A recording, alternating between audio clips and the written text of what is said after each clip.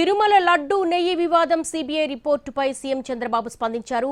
NDDB రిపోర్టులో animal fact ఉందని, ఇలాంటి దుర్మార్గాలు చేశారని తాను చెప్పానన్నారు సీఎం చంద్రబాబు.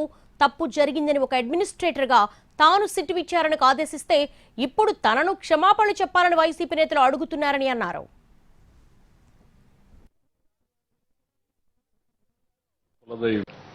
ఎన్డీడీబీ రిపోర్ట్ కూడా వచ్చిన తర్వాత నేను మాట్లాడాను.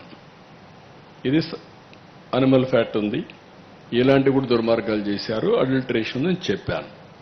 చెప్పిన తర్వాత గింజుకున్నారు, నానా యాగి చేశారు, దాన్ని సుప్రీంకోర్టు తీసుకుని అన్నీ చేశారు. ఇప్పుడేం మాట్లాడుతున్నారు అంటే, ఒక అడ్మినిస్ట్రేటర్గా నేను దీని మీద యాక్షన్ తీసుకునేదానికి ఒక సిట్ వేస్తే టుడే నేను అపాలజీ చెప్పాలనే పరిస్థితికి వచ్చారు. అంటే వాళ్ళ యొక్క బిహేవియర్ ఎట్టుంటుందో ఒక ఎగ్జాంపుల్ మాత్రం ఇది. నేను పవిత్రతను కాపాడాలి. నేను వెంకటేశ్వర స్వామి నాకు కులదైవం, నేను ఆరాధించే దేవుడు, నేను నమ్మే దేవుడు. No second thoughts. నేను ఎక్కడ అపచారం మీరు ఇన్నేళ్లు చూశారు. ఇప్పుడు కూడా నేను మహాద్వారం ద్వారా పోను, ఎప్పుడు కూడా ఇక్కడనే వస్తా. వైకుంఠ ద్వారం ఎప్పుడు నేను వాడను. ఎందుకు వాడనంటే నా నమ్మకం అది.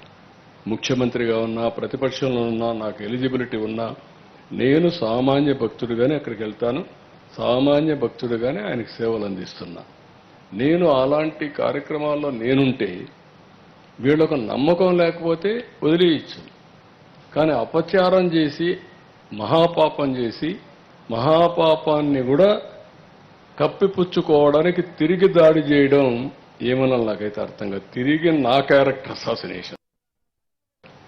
ఎన్డీడీబీ రిపోర్ట్ కూడా వచ్చిన తర్వాత నేను మాట్లాడాను. ఇది అనిమల్ ఫ్యాట్ ఉంది, ఇలాంటి కూడా దుర్మార్గాలు చేశారు, అడల్టరేషన్ ఉందని చెప్పాను. చెప్పిన తర్వాత గింజుకున్నారు, నానా యాగి చేశారు, దాన్ని సుప్రీంకోర్టు తీసుకుని అన్నీ చేశారు. ఇప్పుడేం మాట్లాడుతున్నారు అంటే, ఒక అడ్మినిస్ట్రేటర్గా నేను దీని మీద యాక్షన్ తీసుకునేదానికి ఒక సిట్ వేస్తే టుడే నేను అపాలజీ చెప్పాలనే పరిస్థితికి వచ్చారు.